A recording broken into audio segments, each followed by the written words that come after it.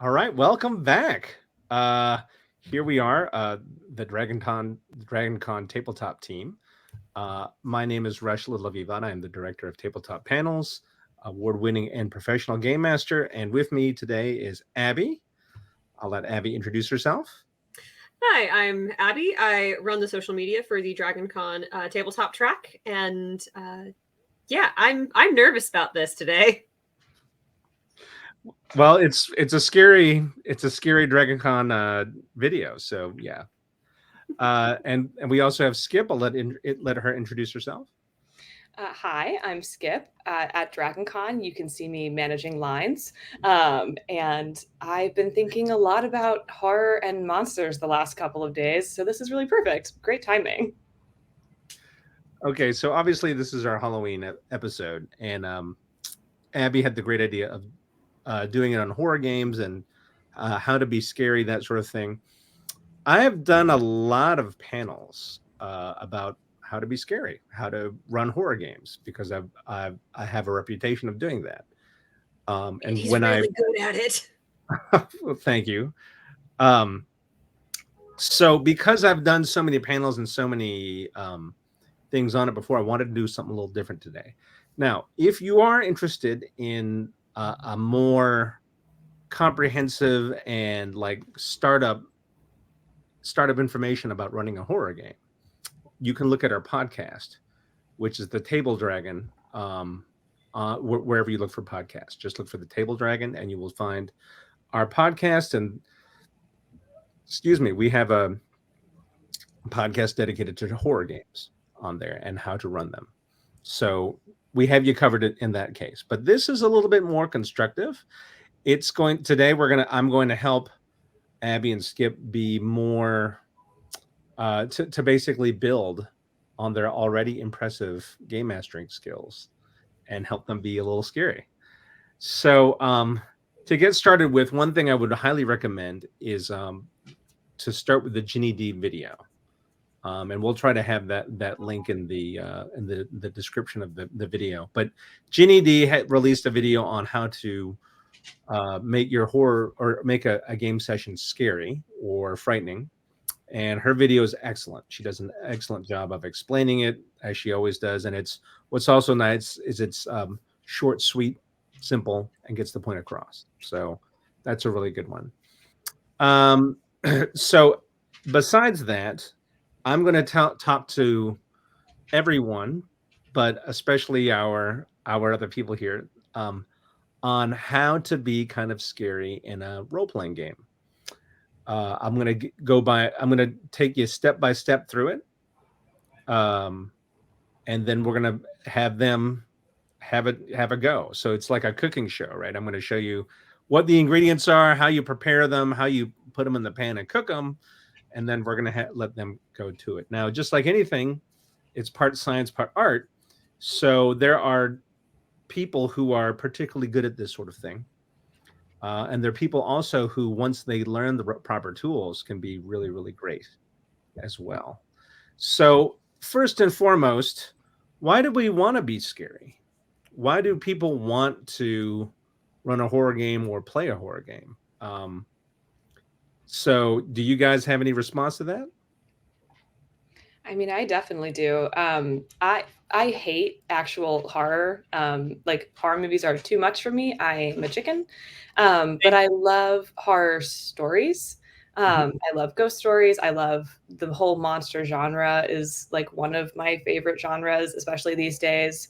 Um, but I feel like horror is this way that we can sort of step into something uncomfortable societally and experiment with that and feel afraid by it and then be told at the end it's okay or it's not, but like the thing that is scaring you, isn't that so much easier than Godzilla? And that sort of provides like a weird amount of hope despite the fact that you're like, screaming and crying and hiding under a pillow, which I've never done. I agree very much. I was like, I think too, it's this unknown, this in often ways like taboo topic You look at like how the church has treated in the West, like women who they thought were witches, people who they thought were werewolves, all vampires, like all of these things. And so they became very taboo subjects. And that sort of has piqued an interest in the general populace as well. And so I think that's like, I'd like to be scared because I want to explore this thing that others don't want me to explore. That's a really great point. Both of those are really great points, but Abby, I'll especially say in the terms of role-playing games, we are able to touch something edgy, and explore something edgy that we normally wouldn't be able to explore, which is why many people love role-playing games. Well, a lot of kids that I play with, they want to do things like, I want to burn down the house. I want to attack the shopkeeper. I want to, I want to poison the well, because they just wouldn't normally be able to do anything like that in real life. And so this is a safe and fun way to try to explore those things. And to your point, Skip, about hold on one second. To your point, Skip, about what you're talking about is the catharsis, right? And an emotional catharsis where we can experience something bad or terrible in a safe environment, which is definitely why most people like horror movies, is that it's like going on a roller coaster ride. After you're done with the roller coaster, you're done, and then you can set it aside. A great friend of ours, Jared, on the podcast, explained that one of the big reasons that people want to run a horror game is to elicit an emotional response from the players. So that's something to keep in mind. Most people, when they run a horror game, they don't want just the characters to be scared. They want the players to be scared a little bit. I mean, no one wants to scare somebody so bad that they're traumatized, obviously, because you're no longer having a good time. But you do want the players to be a little scared, and there's nothing wrong with that. It's the same as telling a good ghost story. If you tell a good ghost story and people get creeped out a little bit, well, that's what you were looking for. And in general, and so this ties back to role-playing games in general, because in role-playing games in general, you want to try to elicit an emotional response from someone. So this is one way to do it. So what is great about horror games in general is that it can be a touchstone that leads to deeper role play, where people are engaging in their emotions more. Go ahead, Abby. On kind of piggybacking on that too, is that horror stories, ghost stories, those types of tales are pretty much universal across times and cultures. And it really lends itself well to the collaborative storytelling aspect of tabletop RPGs, because they are so universal in our like collective psyche as humans. That's a really, really good point. Like everyone has a creation story and everyone has ghost stories. Yeah. We've been coming up with monsters as long as we could think of them. Yep. So that ties into our very first point, is that a horror game or a horror RPG tabletop experience is, first of all, a group experience. A lot of people say, well, I was trying to run a horror game and people were joking and laughing and making inappropriate jokes when something would happen. Yeah, because we're scared. Right. And so that's one comment that a lot of people say, is that, well, people are feeling uncomfortable or scared, so that's why they're cracking those jokes. But first and foremost, before you run a horror game, you need to kind of let everybody know that. And you need to kind of get everyone in on the experience. I would describe being in a horror game as like being hypnotized. I don't know about you guys, but I've been hypnotized, and it's actually a lot of fun. But just like many people have heard, you cannot be hypnotized unless you want to be. If you actively don't want to be hypnotized, there's no one can hypnotize you. And the same with a horror game. If you don't want to be scared, you're not going to be scared. It's not going to work. So it is it is an activity that is complicit. So it is very much a group experience. So ways to get people to agree is, one, of course, talk about it. Say, hey, we're running a horror game. Are you on board? And then also have some setup. Maybe turn down the lights. maybe serve some tea, have a candle lit on the table. Just little things to kind of clue people in that, okay, this is going to be a little different, and I'm going to not make those jokes right now. And if somebody starts cracking inappropriate jokes, if it goes too far, it's okay to step in and be like, come on. Because I've had to do that a number of times and it's okay. If these people are your friends, they shouldn't be too offended if you're like, come on, dude, just level with them. So once it's a group experience, which it will be for you guys when we do go through this exercise, once it's a group exercise, it becomes very easy to scare people. Ken Haidt at this past DragonCon gave a great example. He said all you have to do is like say, okay, you're going through SeaWorld at night. Everything is quiet. You can hear the hum of the electricity in the background. Only the nighttime lights are on, and beside you in this tank, one of the dolphins rolls its eyes back up in its head and goes, and the players are like, oh, already, even though it's just a dolphin, right? Just doing what dolphins do. But what happened was, you said this is a horror game, so now the context of everything changes. So that's step one, is that it's a group experience. Step two is obviously when you want a horror game, you want to take the players to the bad place. And Skip, you and I have gone over this actually, because you read a Dread game, and I kind of went over this a little bit. Stephen King writes about this in his book Danse Macabre, where he talks about the art of horror. The bad place is the haunted house, the cave, the abandoned hospital, that place that you don't want to go to. And we as human beings have hair triggers built into our system to avoid the bad place. When you're walking around a big metropolitan city, you don't want to walk down a dark alley. That's a good thing. It's good to have those instincts. If you see an old abandoned car in the middle of a field, you don't want to go explore it because bad things could happen. And so those instincts are good. So you want to introduce a bad place that someone has to go to. And then of course, you have to have a good reason that they need to go in there. If there's a haunted house, well, of course, no one wants to go in there. And if someone says, well, I set fire to it, of course they set fire to it. They don't want to go in. So you have to have a reason for them to go to the bad place. And you have to have a reason that they don't burn it down, which is really easy. Like this person that we're trying to save is in the bad place. So if you burn it down, you burn down them. Or to figure out this very complicated ritual to send the demon away, we have to go into this bad place. And if you burn down the bad place, congratulations, you burn down that information. So you're out of luck. By the way, some people are like, why don't they have problems when people call the police to go to the bad place? And let them. It's okay. There's a great movie out there called Lights On or Lights Off. Lights Off. And they call the police. And the police go and investigate, and they end up dying. So so now you have that. So the police don't necessarily, the police can actually be an opportunity for you to introduce more horror, like especially when the police are like, well, I've never seen anything like this. What should we do?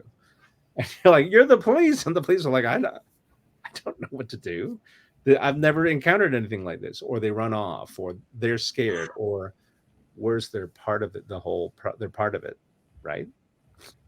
It's all, the creepy police encounter where they're like, oh, you went to the old house. Everybody goes to the old house now and again. All right, that kind of thing. So that's step two is the bad place. And we can talk about what makes a bad place later if necessary, okay? Step three is build up an anticipation. So Jenny D talks about this wonderfully in her video. You don't want to be like, all right, there's a house, it's creepy, it's dark, there are cobwebs all over the place. That doesn't build everything up. It doesn't create anticipation. So you want there just to be like a horror movie, that you want there to be a lead up. So if we're talking about an old house in the middle of a field, that's an old farmhouse, say. You want to describe the car rolling up the drive with the pop of gravel underneath the tires, and there are no other lights around because the in the middle of the field, Abby, that was great because as I was talking about it, you were looking around as if you were looking at the field and everything. There actually is a bug, but bugs come from fields, so that tracks. I figured that out, but like before, I was like, oh, she's getting into it. I'm just really immersed.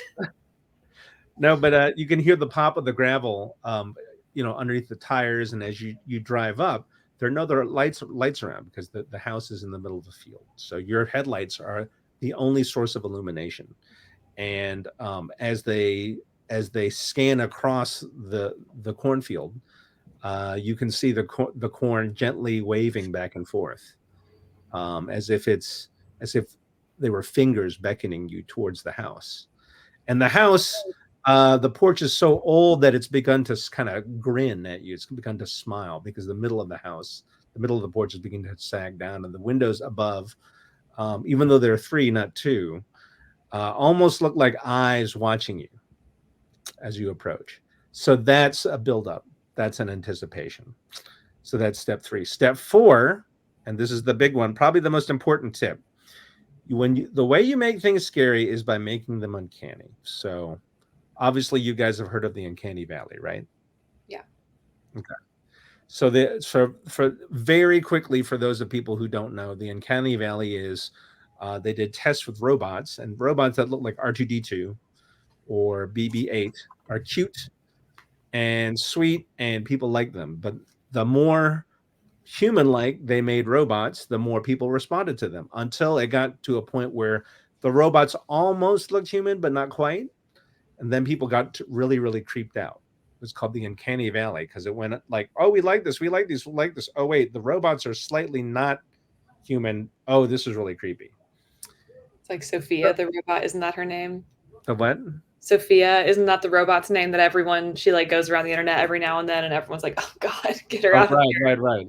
Yes. Yeah. Sophia or Megan. Everybody knows Megan now. The reason that human beings have that instinct of the uncanny valley is that, long time ago, 10,000 years ago, we needed to be able to identify if another human being, say, had rabies or was mentally ill or was lying to you, like, oh, come over here. We come over here to my tribe. My tribe is very friendly, and we totally won't kidnap you and enslave you. My tribe is perfectly safe. So all those instincts are built into us on purpose. But so what you need to do is you need to set off that uncanny valley. So what I describe it as is tilting the camera just about 10 or 20 degrees, right? If you're filming something and you tilt something just 10 or 20 degrees, it feels off, it feels uncomfortable. So in a D&D scenario, for example, imagine going to a village and everything is perfect. The lawns are trimmed perfectly. You look down and the grass is like every blade of grass is exactly the same length as every other one. The thatching looks brand new, like they just thatched the roof yesterday, but that's every single house. The paint looks brand new. There is no sign of weathering whatsoever. Everything looks perfectly painted. You don't see any chips at all on the paint. And when the villagers come to greet you, they are the friendliest people you've ever met. They offer you food, drink, anything you want. They insist that you not pay for the inn that night. That they haven't had visitors for so long that they're just happy to have visitors. They want to serve you, and the villagers too. Their costumes and outfits are also just perfectly stitched together. So that immediately sends off alarm bells, even though everything is quote unquote good, right? It should be a good thing that all these things are run well and perfect, but it's not. So what we want to do to really to make a scare is just alter something a little bit. Like a man walking a dog down the road at night, not that scary. But what if it's like an old 80-year-old man who walks with a limp, and his clothes are black and they hang off of his body because they're a little bit too big. And as he's walking the dog, the dog's a little bit thin. and you can see the ribs of the ribs and the dog's side. That's a little different because I've just twisted this common thing just a little bit so that it's uncanny. And then finally, what you want to do is you want to have a big reveal. And horror, the emotion of horror is a terrible realization. So, and Stephen King writes about that again in Danse Macabre.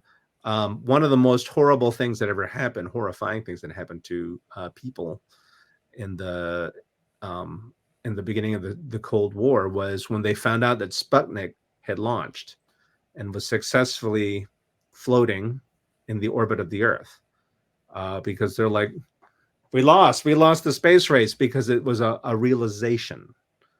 I just realized something that is very terrible. So when there's a big reveal, it's best that there's some kind of realization that goes with it. Like the light comes on, you can see the rectangle of light coming through coming in from the kitchen. You can see the silhouette of something approaching. And then you realize it's the silhouette of your mom, but the fingers look too long and the voice sounds a little off. That's scary because you're realizing something, right? Wait a minute, it looks like mom, but it's got long fingers, right?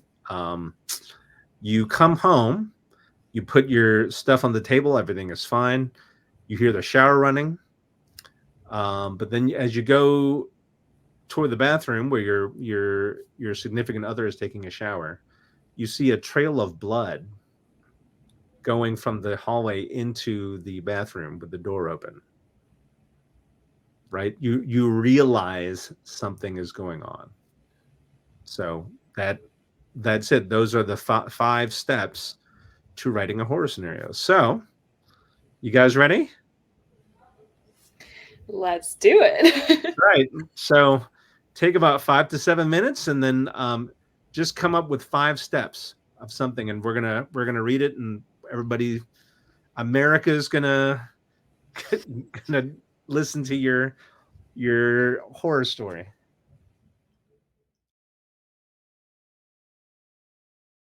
Welcome back. Step 1 is already accomplished because this is a group experience, and I'm excited. My body's prepared. Step 2, the bad place. So, Skip, what is the bad place for you? The bad place for me is an abandoned bus depot at 5:13 in the morning. That's pretty good. Keep going. Keep going. You arrive at this depot. You're scheduled to leave at 5:15. You rock up at 5:13, and there is not a bus in sight. There is no one around. It is just you and your small group of friends that you're traveling with. There's just a single lamppost lighting the whole lot. And it's sort of flickering, this like weird, that like gross green color that like those lamp lights get sometimes. And there's just moths sort of fluttering around it. And as you're checking your phone, checking your itinerary, I'm sure you're supposed to leave at 5:15. You're all starting to panic and wonder, like, did we get the wrong day? Did we get the wrong time? A single black bus with a silver Greyhound logo across the side pulls up. And it makes this awful screeching, squeaking sound as it parks. And just tiny, just like looks like the wind could blow her away, old woman steps out and welcomes you aboard. That is great. That is fantastic. Do we have a step 5 in that, or is that the step 5? I can keep going. Okay, keep going. All right. This woman, her name is Debbie, and she is just too chipper for 5 in the morning. No one could possibly be this upbeat at 5 a.m. She scans your ticket. She welcomes you in. She takes your luggage. With strength you did not know a woman of that size could possibly have, throws your luggage underneath the bus, and you get on your way, and you are driving down I-81, and she takes a weird turn, but your friend checks his phone, and it says you're still en route, so she must know better than you how to get around the area. And you are on a road that has no lamp lights at this point. You're seeing just the occasional driveway, the occasional sign, directing you towards a rest stop, 5 miles this way, 1 mile that way. And you hear a pop, and the bus sort of lurches. And Debbie very calmly steps out of the bus. She tells you she's going to be back in a moment. She's going to see what's wrong. She takes a flashlight out with her, and you're all talking amongst yourself, and you see her flashlight goes out. I'm going to wait for the siren to pass. City living.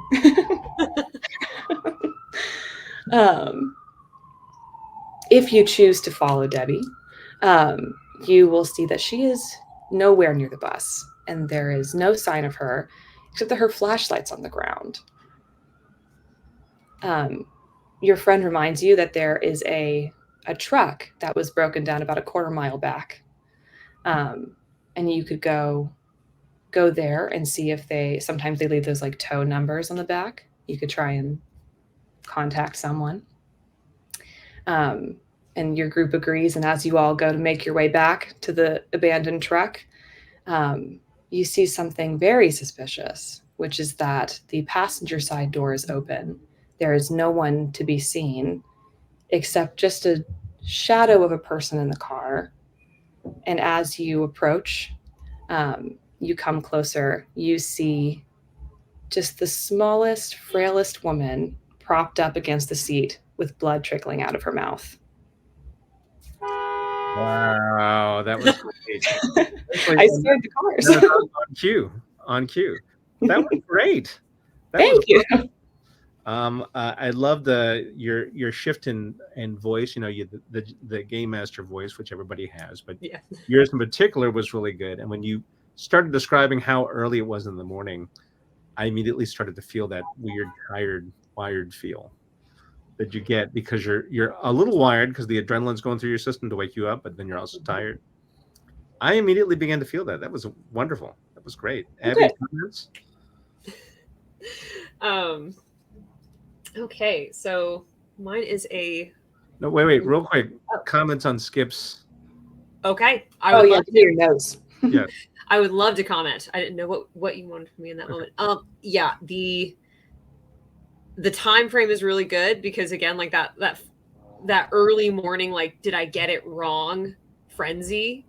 Like, could I have slept an extra 2 hours or, and that like double checking everything you've ever done in your life to lead up to this point.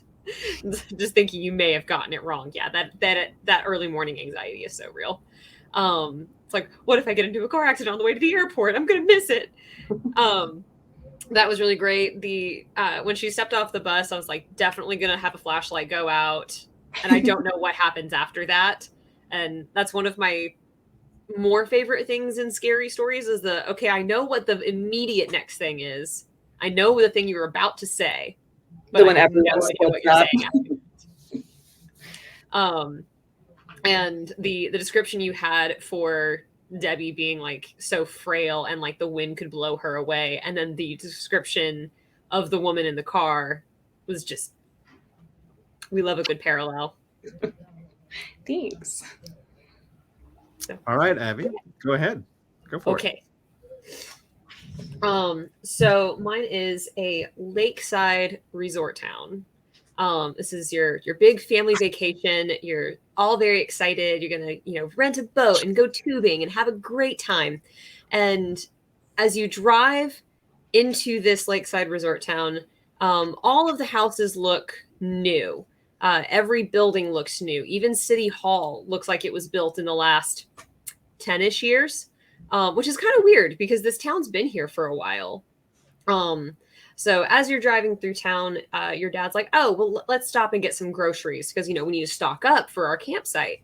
You go into this, again, very new, small country style grocery, but it's like very white. It doesn't have that smell that you get from like really old country stores is completely absent. And as you walk in, you notice that above the door is an old photograph of someone that is from easily 50 years before this place was built. You get your groceries and you walk up and check out, and your dad's like, yeah, we're going to be having a good time at the lake. We're really excited. And the proprietor of this country store tells you, yes, the campsites are across the road, across the dam. My family's been here for 3 generations. So we hope you have a wonderful time. Let's see, what else did I write? Hang on, let me check my notes. Okay, I'm good to go. So you drive across the dam. It's real sturdy, but it is really tall. So for those on the passenger side looking over, it is that's high. As you get set up in your camp, all seems to be going well. You have your cookout campfire dinner. And the lights go out with just the glowing embers of the fire left. And silvery figures come out of the water and start walking towards your camp. Huh. Interesting. I wish they wouldn't. What I like about that, especially the very end, is that, well, okay, what I like about both of these things is they're very different experiences. But so Abby, for yours, what I started doing was I was trying to make all these connections. Like, okay, everything is new. Why is it new? And then you said the town's been here for forever. So I'm like, well, I guess they redid the town. They had a town makeover. And then you said, we're in this brand new convenience store, but then there's these old pictures. So I'm trying to make that connection. So that's a really good way to set up a horror scenario, is where the people participating are trying to make those connections and trying to make things make sense. That's also a great way to keep leading them through the scenario, right? Human beings love a mystery. And if you leave something unresolved or mysterious, people are going to want to try to figure it out. So that's one way to keep people from burning down the house. If there's something really, really intriguing that they just got to know about, they're not going to burn the house. They will do everything they can to like find out more.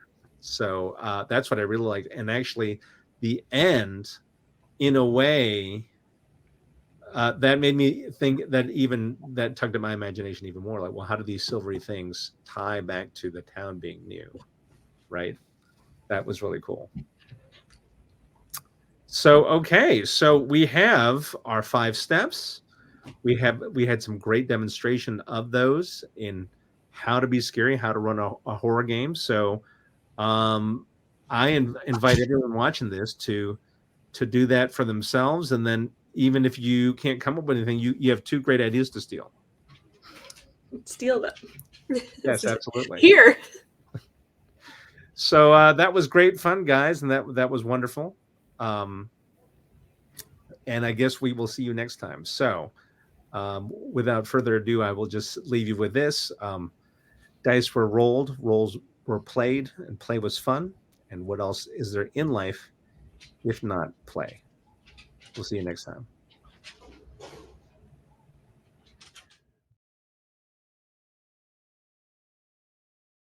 So while you're working real quick, let me ask you something. What's probably the biggest like regret movie you've seen in terms of scary movie? Like, why did I watch that? That was horrible. It gave me nightmares for weeks. That kind of thing. Silent Hill. Okay. Sarah, how about you? Parasite. Oh. It isn't that scary. It's just like my worst fear is having someone in my house who's not supposed to be there. Gotcha. Great movie though. Like your greatest fear is like having someone intruding into your house, or like someone who is in your house but like you cannot get them out. They're Like someone that I don't know is in my house who's like I gotcha. Either watching me or living alongside me or just something like that is very like if it's the realization that they are there that is the scary thing. Because before that everything is normal and fine, and after that it can be solved to some degree, but it's the realization of like there's been someone here the whole time. Oh man. Oh no. Yeah. Like what have they seen, what have they done, that sort of thing. Gotcha. Parasite is a really good movie, but there's like you've seen it, right, Rash? I have not. I know what it's about. Definitely see it, but there's like a shot of the family who's living there, like it's a couple, and the guy, like he's looking out over the floorboards at like the little kid, and his eyes are just like bugged out, and that's like all you can see in the darkness. And I was just like, I'm never sleeping again. Like that's horrible. There is a creepypasta from way back called Dear Abby. And it was a friend of mine sent it to me because he was trying to get me like into horror, and I was like, it's really not for me. But I read them because I was curious. And so it was this guy. It's sort of the plot of He Loves Me, He Loves Me Not, which is a French movie, so probably not the most like accessible reference in the world. But it's the same premise of like there is this sort of unproven psychiatric condition that is basically obsession. There's an actual name for it, but like you see someone once and you become obsessed with them. And that happened to him in this story, and he followed her home and was like living in her air vents and like under her bed, and would like throw her makeup away because she was already so beautiful, and like cut out the pictures of her boyfriend and like all of her like photo albums, and like would like just change out her stuff. And so like she knew something was happening but like couldn't identify, like she knew she wasn't alone but didn't know where he was or who he was, because it was just like a guy she met at a grocery store. And it just like absolutely like ruined me for that kind of story of like that sounds exactly like the thing that you said you were most scared of. It's the thing, and I think that was the story that made me realize like that's my worst. I didn't know that was my worst fear, but that's my worst fear, is like having someone living with me and I'm not aware of it. And like ghosts are fine, they lived there before. It's their house. Right. I'm much more comfortable with like a ghost than I am with like a guy. That sounds like the plot of the new Invisible Man movie. Yeah, a friend tried to get me to watch that, and I was like, look, I can appreciate that it's a good movie and that it's like what Invisible Man has done for horror movies and what that director has, like the original director did for horror movies, but like I'm not watching any remakes of The Invisible Man. Absolutely not. Well, no, that one in particular, because he's like living in her apartment and like messing Yeah. with her, right? Yes. Yeah.